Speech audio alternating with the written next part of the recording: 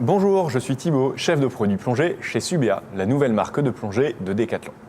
Je vais vous expliquer comment répartir correctement votre lestage et ainsi avoir plus facilement une bonne position dans l'eau.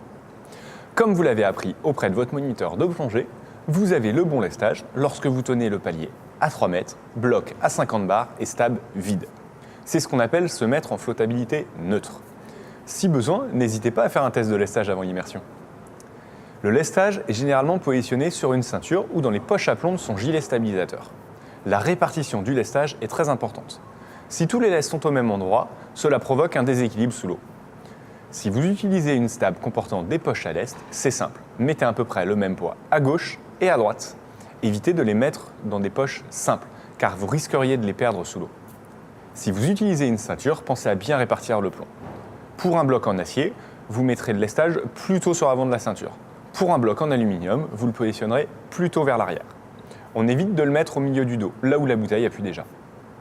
Sinon, certains gilets sont équipés de poches dorsales, ou vous pouvez aussi en mettre sur la sangle de la bouteille.